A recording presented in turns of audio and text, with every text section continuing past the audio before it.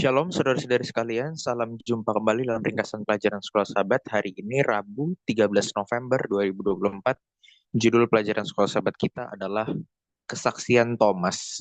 Ya, jadi kita akan melihat bagaimana Thomas dari awalnya dia ragu menjadi percaya kepada Yesus yang telah bangkit. Sebelumnya kita berdoa. Ya Tuhan di surga, kami akan belajar dari pelajaran Sekolah Sahabat hari ini tentang kesaksian Thomas. Kiranya Roh Kudus-Mu menuntun kami agar kami dapat memahami dan mengaplikasikan pelajaran yang baik ini dalam kehidupan kami ya Tuhan. Di dalam nama Yesus Kristus kami berdoa. Amin. Ayatnya terdapat dalam Yohanes pasal 20 ayat 19 sampai 31. Kalau saya ringkaskan, di situ ada peristiwa ini terjadi setelah kebangkitan Yesus, beberapa hari atau beberapa minggu setelah kebangkitan Yesus, ya. Dia Kristus menambahkan diri ya kepada para murid setelah dia dibangkitkan, ketika murid-murid itu sedang bersembunyi di sebuah ruangan karena ketakutan dari orang-orang Yahudi pada waktu itu. Dan pada saat itu Thomas, ya, Thomas yang dimaksud di sini adalah murid Yesus. Dia tidak bersama-sama dengan para murid yang lain, ya, yang sedang bersembunyi. Ya. Mungkin dia sedang menyendiri karena dia takut juga, ya, takut juga bahwa karena ada kumpulan murid-murid maka akan diserang gitu. Kemudian karena dia tidak bersama-sama dengan mereka, dia mendengar laporan tentang kebangkitan Yesus dari murid-murid yang lain. Ya, tetapi dia putus asa karena hal itu tidak sesuai dengan ekspektasinya gitu kan. Dan dia juga bertanya-tanya, mengapa Yesus menyatakan dirinya kepada murid-murid yang lain sementara dia sendiri tidak berada di sana gitu. Ya, dia mungkin bertanya-tanya juga gitu kan. Nah, kita perlu tahu sedikit ya bahwa Thomas ini yang dimaksud yang pasti adalah seorang dari 12 rasul Tuhan Yesus ya. Dia seorang yang sangat logis dan mengukur banyak hal itu melalui logikanya, ya. Dan Alkitab mencatat bagaimana Thomas bereaksi ketika Tuhan Yesus itu mau kembali ke Yudea setelah sebelumnya mendapat pengalaman yang kurang menyenangkan di sana. Kalau kita baca di Yohanes pasal 11 ayat 6 sampai 16, di situ walaupun Tuhan Yesus telah menjelaskan maksudnya mengapa mereka perlu pergi ke Yudea, yaitu untuk membangkitkan Lazarus di Yohanes pasal 11 ya. Tetapi pada waktu itu Thomas dengan logikanya sendiri merasa yakin bahwa kalau mereka nanti benar-benar berani kembali ke Yudea, pasti mereka akan mati. Ya. Thomas sama sekali tidak memperhatikan perkataan Tuhan Yesus bahwa Lazarus yang sudah mati dan dia datang ke sana untuk membuat suatu hal sedemikian rupa sehingga pada akhirnya mereka akan percaya kepada Tuhan Yesus. Di Yohanes 11 ayat 14 sampai 15 ya, bahwa dia akan membangkitkan Lazarus. Tapi Thomas tidak pernah sadar ya bahwa Tuhan Yesus berkuasa atas hidup dan mati. Tuhan Yesus sanggup menghidupkan siapapun yang sudah mati. Maka andai kata kepergian mereka ke Yudea itu benar-benar membuat mereka mati, Tuhan Yesus sanggup membangkitkan mereka juga, gitu kan. Hal ini tidak masuk logika Thomas karena memang hal itu di luar logika manusia. Thomas dengan sangat logis melihat kepergian itu sebagai suatu hal yang sangat berbahaya. Bagi Thomas, pengalaman yang lalu, yaitu hampir mati dilempari batu oleh orang Yahudi, seharusnya menjadi tanda awas dan jangan sampai melakukan kesalahan yang sama. Makanya dia tidak ikut bersama murid-muridnya ketika bersembunyi, gitu kan, karena ketakutan. Nah, jadi kita bisa lihat background dari para Thomas yang orangnya ragu, tidak percaya, dan was-was gitu ya.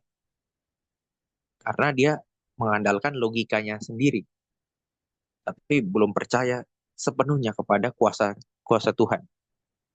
Lalu di ayat 25 ketika diberitahu bahwa Yesus telah bangkit dan menampakkan diri, maka Thomas berkata, sebelum aku melihat bekas paku pada tangannya dan sebelum aku mencucukkan jariku ke dalam bekas paku itu dan mencucukkan tanganku ke dalam lambungnya, sekali-sekali aku tidak akan percaya. Ya. Jadi di sini Thomas menyebutkan syarat iman. Syarat aku percaya, ya, ini kata-kata Thomas ya. Dia harus melihat dulu, dia harus pegang dulu, dia harus rasakan dulu, kemudian baru dia percaya. Dan inilah yang dilawan oleh Injil Yohanes sebenarnya. Ketika Yesus bertemu dengan Thomas setelah kebangkitannya, ya, apa yang kita dapatkan di sini, ya, Yesus mengundangnya untuk datang, melihat dan menjamah tubuhnya yang telah bangkit. Tetapi kemudian Yesus berkata di Yohanes 20 ayat 29, ya, berbahagialah mereka yang tidak melihat, namun percaya. Saudara-saudari sekalian, kasus Thomas merupakan buku pelajaran tentang iman dan kepercayaan. Ya. Seperti Pilatus, Nikodemus, perempuan Samaria, Thomas berjuang melawan keraguan meskipun ada banyak bukti. Namun Yesus bersedia meredakan ketakutan dan kekhawatirannya. Juru selamat di sini bersikap lembut terhadap Thomas. Ya, dia mengundangnya untuk menyentuh bekas lukanya. Yesus juga ingin kita, ya, Bapak Ibu, Saudara dan saya, datang dan melihat untuk mengalami Yesus secara pribadi bagi diri kita sendiri. Seperti apa yang dilakukan Thomas. Tampaknya apapun yang diperlukan untuk membantu kita percaya, dia bersedia menyediakannya. Ya. Dia menemui kita dimanapun kita berada, dalam keputusasaan kita atau keraguan kita, Bapak Ibu. Ini menjadi pelajaran yang sangat luar biasa ya. Dan Yohanes ya sering membahas topik keraguan dalam tulisan-tulisannya. Ketika ia menulis Injilnya pada waktu itu, dia juga menghadapi anggota gereja yang putus asa yang ditantang oleh ajaran sesat Gnostik ya, tentang realitas Kristus, apakah Kristus itu nyata atau roh atau tidak nyata. Nah, Yohanes mengalami tantangan ini dan pada zaman Yohanes seperti pada zaman kita ada orang-orang yang memilih untuk tidak percaya karena mereka tidak melihat semua bukti yang mereka inginkan, baik yang ilmiah maupun filosofis. Ya. Banyak orang dewasa ini berfokus pada setiap keraguan yang muncul sebagai penolakan terhadap kemesiasan Kristus. Dan dengan demikian, mereka mengabaikan bukti besar tentang realitas dan misi Kristus. Ya. Mereka harus melihat bukti luar biasa baru mereka memilih untuk percaya. Namun ya, di dunia yang telah jatuh ini, selalu ada ruang untuk keraguan. Dan itu adalah salah satu upaya setan untuk menghambat kepercayaan kita.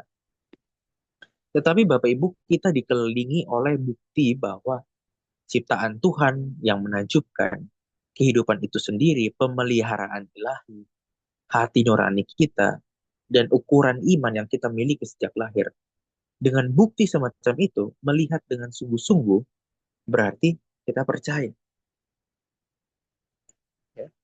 Seperti pengalaman persis ya, seperti yang didoakan Elisa ketika ia memohon kepada Tuhan untuk membantu hambanya yang ragu melihat.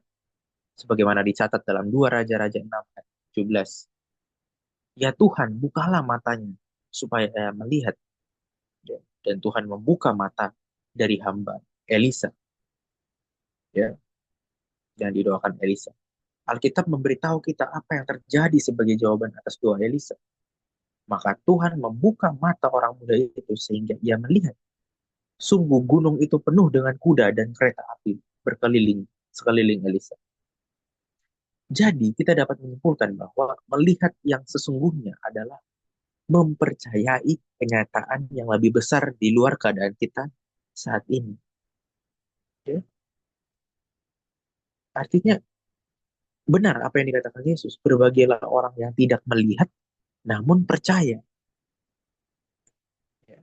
Dan komentar terakhir dari Ellen White dalam buku Kebahagiaan Sejati halaman 105, Allah tidak pernah meminta kita untuk percaya tanpa memberikan bukti yang cukup untuk mendasari iman kita. Apa buktinya? Keberadaannya, karakternya, kebenaran firman-Nya melalui Alkitab, melalui pemeliharaan hidup yang saudara masih rasakan hingga saat ini. Semuanya diteguhkan oleh kesaksian yang menarik bagi akal budi kita, dan kesaksian ini berlimpah. Namun Allah tidak pernah menghapus kemungkinan adanya keraguan. Ya. Iman kita harus bertumpu pada bukti, bukan pada demonstrasi. Melalui firman Tuhan, melalui ciptaan alam, dan melalui pengalaman pribadi, kita telah diberikan banyak sekali bukti yang luar biasa untuk iman kita kepada Yesus. Biarlah ini menjadi kekuatan, pelajaran ini menjadi kekuatan bagi kehidupan kita. Tuhan Yesus memberkati. Amin.